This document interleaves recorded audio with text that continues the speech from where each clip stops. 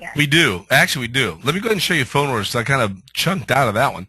If we had phone orders, now we can also do an 8-line caller ID. So it can answer, it'll show the ringing on the screen. So it'll say ring, ring up here, and you can answer it. Or I could just, pick it up and I hit new phone order, and it'll ask for pickup or delivery. And again, these are all options. So on the first one, I'm going to do pickup. I'm going to put in the phone number, hit done. And if I hit the right phone number, there we go.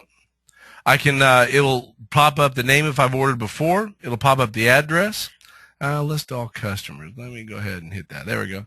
So if I pick up the phone number, it'll insert. Now, if I'm using caller ID, it'll automatically insert what we can. We can also put in the email if we have time to start building an email and mailing. But if you're using loyalty, that takes care of that. Now, here's the instructions. Now, we use MapQuest instead of MapPoint. MapPoint's like $500 to $700. We use MapQuest because it's free. And it will map from first check to second check to third check to fourth check.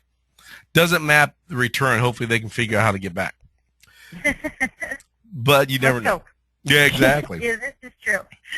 Now, we can also do it by time zone, by a zip code. So if it is not within our zip code, then it will say, you can't deliver there.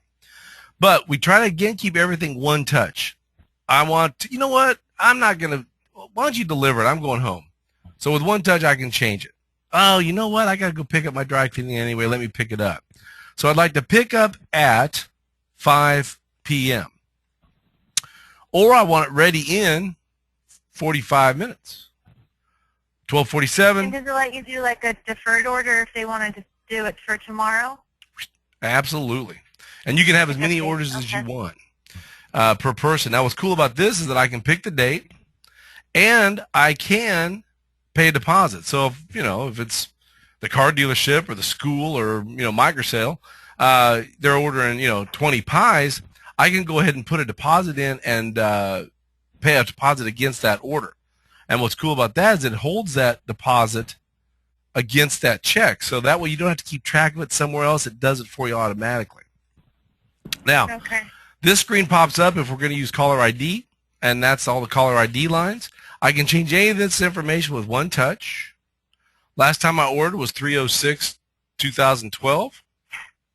I could touch this and hit reorder, or I could order more. Now, the delivery charge we can put in for sure. I know that we can put in an amount, and we can split it, whether you split like 60/40 house and driver or 50/50 or no split at all. And we can do that automatically as well. But let's go ahead and hit place order, and we'll just do the 2-topping pizza combo with mushrooms, pepperoni, and I'm going to add a little bacon, and we're going to have Sprite. So I'm going to go ahead and hit done on this one.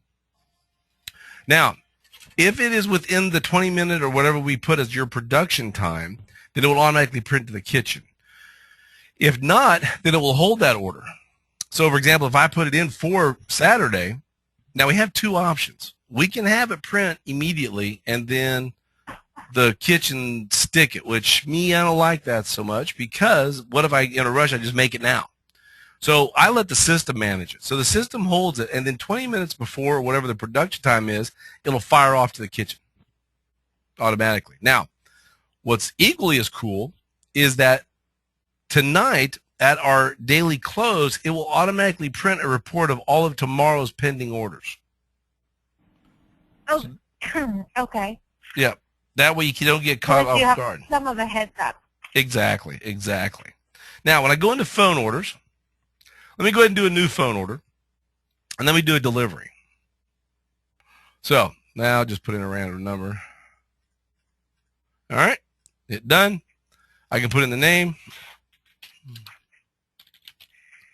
and I can put in the address if I had time, or I can just say delivery, and I want it delivered at, let's go 2 p.m. Now, no special instructions, and we'll go ahead and place an order, and we're going to hit the Chicago-style pizza, medium Alfredo, onions and green peppers, and we're going to order a 20 wings, all hot, and we're going to order the beverage, and we'll hit margarita. Now, well, it'd be kind of tough to do it. There we go.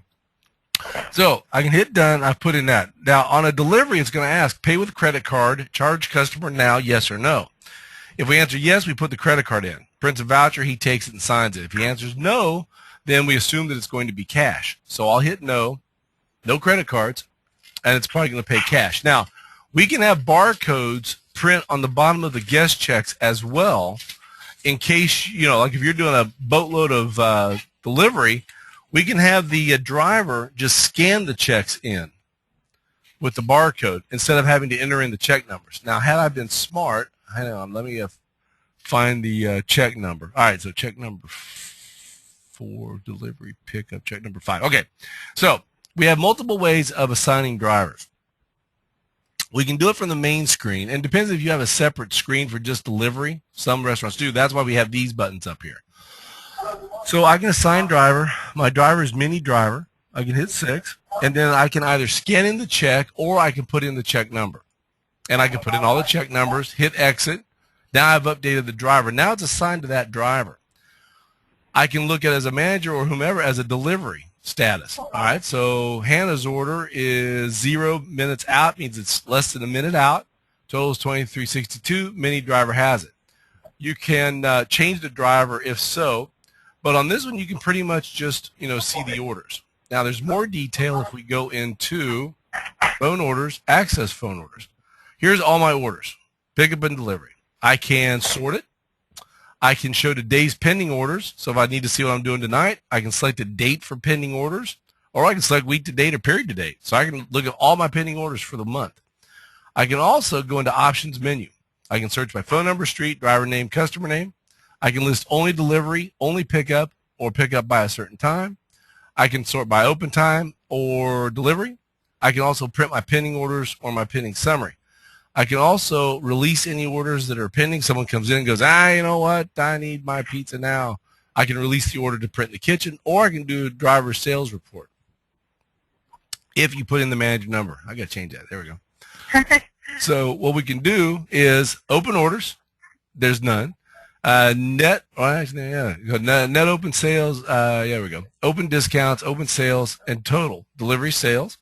Credit card charges. So basically just the driver report. I can do cash drops if he's doing, a lot of cash. I can collect the delivery charges. I can also print the report as well. And I'll show the number of deliveries and total number of charges, so that way they can balance to it as well. Now, Ken Willis walks in, and he's ready to pick up his pizza. So I can hit tender order. I can hit Ken Willis.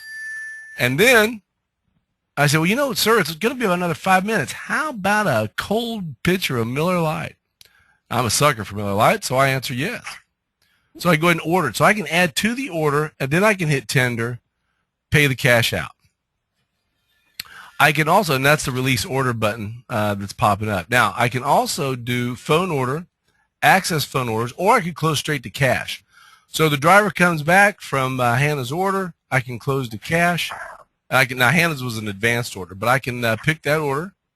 I can go ahead and close all or close selected and print slip. So that way, if I've got 3 or 4 cash sales, I don't have to close each one out separately. I can do multiple ones at the same time. Now, for walk-in or call-in orders, I can also transfer that to a table. So I come in, I'm picking up my pizza, I see Linda and Hannah hanging out over there. Hey, can I transfer that over and then keep the check open? Yes, you can. And you can transfer over orders over to dining room, and you can continue ordering. But I want to go ahead and close this one out, so I'll select Hannah's check. I'll go ahead and make sure that that's correct. I'll hit tender, pay it out to cash. I can. Okay, question for you. On the credit cards, for the batching of credit cards and stuff, does it batch the driver separately from the till, or does it batch all credit cards for each shift together? Is there, kind of like a mid-shift closeout, so that way we can compartmentalize our morning shift from our night shift? Well, our reports will do that for you. We would typically just do one batch at the end of the day, but we've got the reporting structure that would allow your driver reports, the day reports, the evening reports. And let me show you some of that as well. Yeah, I think the office's concern is they want to actually have a batch report. They want to be able to reconcile between the actual credit card processing amount